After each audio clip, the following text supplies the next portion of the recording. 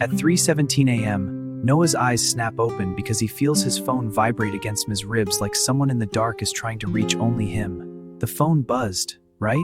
He fumbles under the pillow, checks the screen, and finds nothing there. No text, no call, no alert, just his own nervous reflection trembling back at him. In the bathroom mirror, he slips the phone into his hoodie pocket, exhales, and then freezes again when he swears he feels another tiny buzz that never happened. So why can a silent phone feel louder than thunder? And why does your body react before your mind even knows whether anyone actually called? By morning, Noah rides the subway through a gray American city, surrounded by glowing screens, yet somehow he looks more alone than anyone sitting inches away. And that's the question. Is this just phone addiction? Or is something older, deeper, and far more human hiding under that tiny phantom buzz? In class, Noah places the phone face down like a promise, but every few seconds his fingers twitch toward it as if his body doesn't trust silence. Noah? Noah! Oh, sorry. Thanks. At the coffee shop, the barista calls his name twice before he notices. Even at a busy crosswalk, he glances down mid-step, because somewhere inside him a maybe message feels more urgent than the actual traffic light changing. Later, on a campus bench, he watches the tipping bubble appear in a chat, disappear, then appear again, and somehow that tiny blinking pause tightens his chest. Because the brain hates unfinished social signals, and a maybe text can feel like a door half open in a storm your mind keeps trying to close. Your brain is not a camera waiting for perfect evidence, it is a prediction machine, constantly guessing what comes next so you can react faster. That's why a random fabric shift in your pocket, a passing vibration from the train, or even your own movement can feel exactly like a notification.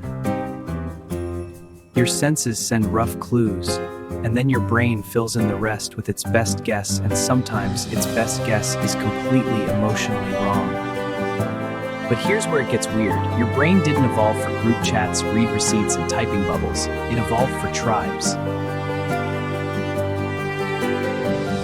Thousands of years ago, being ignored by your group wasn't awkward, it was dangerous, because separation could mean hunger, cold, or never making it back. So the human brain built a brutal little alarm system for social uncertainty, and modern phones accidentally press that ancient button all day long. On the rooftop after class, Noah posts a simple photo of the sunset, then stares at the upload circle like his heartbeat got tied to it.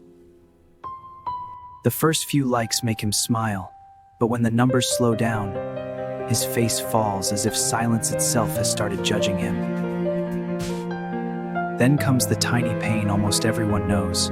Somebody saw his message, but the reply never comes, and his stomach sinks before logic can help.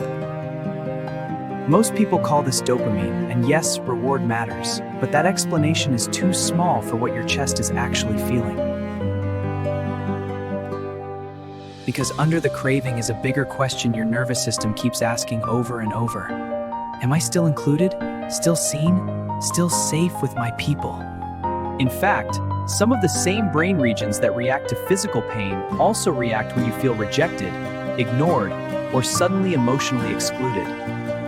So loneliness doesn't just change your mood, it changes your predictions, making your brain more likely to hear, feel, and fear signals that aren't fully there. And now the twist. That phantom buzz is often your brain making a prediction error, building a body sensation before reality even arrives. A wrinkle in your hoodie, a muscle twitch, a subway vibration, your brain grabs the closest explanation and says, yes, that must be someone reaching for us. It's the same reason you can hear your name in random noise or think you saw movement in the dark before your eyes can prove it. And yes, apps absolutely exploit this by feeding you uncertainty in tiny doses, but they did not invent the wound they learned to touch. That wound is ancient. The fear that silence might mean disconnection, and disconnection might mean you're drifting outside the circle that keeps humans calm. Suddenly, Noah remembers middle school lunch. One unread message, one empty seat, one moment so small that his body still remembers it like weather. Back in the present, he sits at a quiet bus bench, staring at the dark screen, until Maya drops beside him with fries and a look that says she noticed. Noah shoves the phone deep into his backpack like he's testing an experiment, and for a few seconds his whole body panics like it just lost oxygen. Then they start walking, really talking, and with every step the city sounds get clearer, his breathing gets slower, and the invisible alarm starts backing away. The brain isn't only looking for information, it's looking for regulation. A real human voice can calm what 100 notifications never could. And here's the mind blow. Your phone didn't become powerful just because it gives you content. It became powerful because it imitates the possibility of belonging. So the next time you feel a buzz that never happened, maybe your brain isn't begging for screen time at all.